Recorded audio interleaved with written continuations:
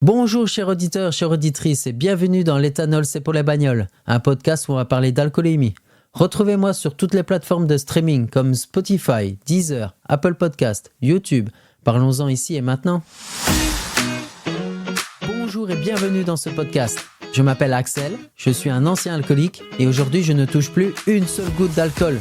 De nature très joviale, toujours dans la bonne humeur, j'ai envie de partager mon parcours dans ce podcast, ainsi vous aider à casser les préjugés et de mettre en lumière cette maladie passée parfois sous silence. Un vrai fléau dans notre société. Une addiction qui peut briser votre couple ou carrément vous ruiner. C'est exactement ce qui s'est passé pour moi. Vous êtes prêts? Alors c'est parti. Bienvenue dans ce 19e épisode qui s'intitule Champagne, moustique et peur d'aimer. À ce moment-là, dans l'épisode précédent, je disais que j'ai eu un flash. Un mot qui m'est venu. Un mot à la fois positif et négatif. Voire un peu chiant en fait. Ce mot, c'est couple. Pour moi, tout allait super vite. Alors ouais, je suis super heureux et en même temps terrifié. Parce que quelque part, avec tout ce qui s'est produit auparavant, tous les rebondissements et le fait que j'ai toujours navigué en solo, cette fois, la bulle s'élargit. J'étais complètement paumé. Je veux être le petit copain parfait, mais j'ai pas les codes pour ça. J'ai jamais vraiment connu de moments de tendresse, ni appris à faire des compromis, parce que jusque-là, j'ai toujours vécu seul, hormis mon meilleur ami, Régis. Alors en fermant les yeux, pendant ce flash, je me suis dit, bon, allez Axel, on verra bien où cette relation mènera, après tout. Et puis, à 24 ans, tu as quand même bien le droit de toucher un peu à ce bonheur. Même si franchement j'avais peur. Je me suis senti oppressé, une sensation bizarre, un peu étouffante. Bref. À ce moment-là, j'ai fait plus ample connaissance avec les beaux-parents, qui sont ouvriers viticoles dans le Champagne. Autant dire qu'ils sont super fiers de leur vigne et que les discussions tournaient presque uniquement autour du champagne. En gros, j'étais un peu l'éponge qui prenait tout dans la gueule, tous les avantages et tous les inconvénients du métier. C'est mal payé, ils bossent dehors, c'est physique, les tâches sont répétitives, il y a peu de reconnaissance, bref, on sent bien qu'ils bossent par nécessité et pas par passion. Je voulais en dire autant sur mon métier de carrossier, qui est très contraignant, mais bon, c'est une passion et un choix perso. Et pourtant, à quoi ça sert de se plaindre dans toutes les discussions? J'avais l'impression qu'ils étaient contents que quelqu'un les écoute, tout simplement. J'essayais de changer un peu les sujets, de varier un peu les discussions, et on m'écoutait à peine. Je voyais bien qu'on me prenait un peu de haut même. Moi, le petit gamin qui était à l'époque, et surtout avec ma situation. Je voyais bien que dans leurs yeux, ils se disaient « De quoi il se plaint, lui? Il a l'air de bien gagner sa vie avec sa grosse voiture qui se paye. » C'était ça que j'ai vu dans leurs yeux. Et oui, c'est vrai, en général, en Belgique, les salaires sont plus élevés qu'en France. Mais il ne faut pas oublier que le coût de la vie l'est aussi. Cela dit, je les écoute attentivement, par politesse et aussi par curiosité. Je comprends un peu leur mode de vie d'ailleurs. J'étais content d'élargir mes connaissances dans le domaine du champagne. Même si pour être honnête, ça me fait plus penser à de l'eau pétillante avec un goût aromatisé qu'un truc exceptionnel. Oh, je vais m'attirer des foudres. Je sais que pour beaucoup, le champagne c'est un produit de luxe. Cela dit, quand tu es habitué aux bières fortes, genre les stouts britanniques, les champagnes, finalement, ça casse pas trois pattes à un canard. Pourtant, j'ai bu pas mal de sortes de champagne, tout en restant subjectif. Après tout, chacun ses goûts, hein. Et puis bon, il y a de l'alcool dans le champagne, donc ça m'allait très bien. Je buvais avec eux et ça m'aidait à faire passer de longues discussions pendant les repas avec les beaux-parents.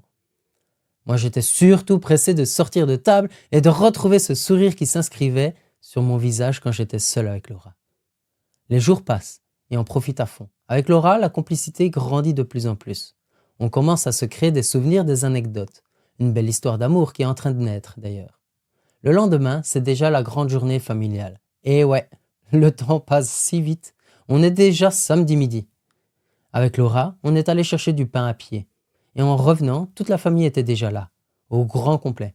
Ils m'attendaient avec impatience. Il fallait rencontrer le fameux Belge. Évidemment, les clichés sur la Belgique n'ont pas manqué. Et j'en jouais avec l'humour, bien sûr. Ils étaient très curieux de connaître le pays d'où je venais.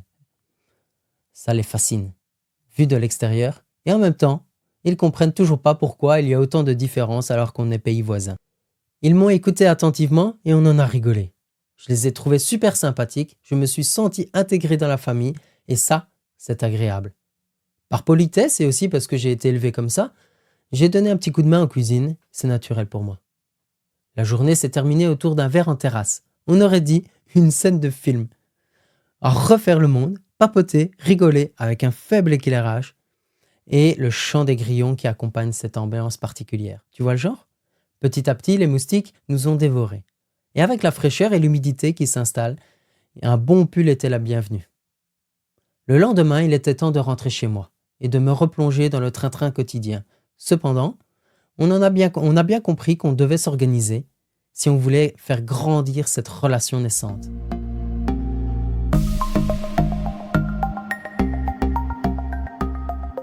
En y repensant, ce séjour m'a apporté bien plus que je l'aurais imaginé. J'ai appris à confronter mes peurs. Ce fameux mot couple qui me faisait tant flipper autant qu'il me faisait rêver.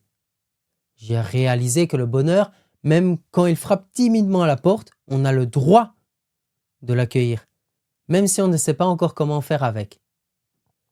J'ai aussi appris à écouter sans juger, même quand les sujets ne me plaisent pas, et à observer cette petite différence de culture du quotidien entre la Belgique et la France, entre les métiers passion et métiers de nécessité, et au fond, même si l'alcool fait partie de ces moments. Du champagne chez les beaux-parents, du vin à table. J'ai compris que ce n'était pas l'alcool qui faisait les souvenirs. C'était les gens, les regards, les sourires, les discussions bancales, les silences parfois gênants et le moment simple passé à deux ou à plusieurs. Je repars avec le cœur un peu plus léger et surtout un peu plus de richesse d'expérience. Alors ouais, l'alcoolisme, c'est un vrai combat. Et parfois, c'est dans les endroits où on s'y attend le moins qu'on comprend pourquoi on se bat.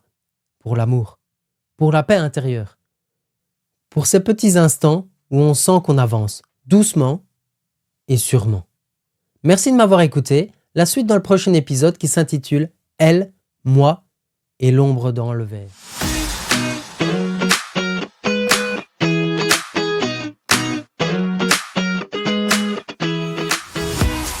Un grand merci à vous d'avoir écouté cet épisode jusqu'au bout.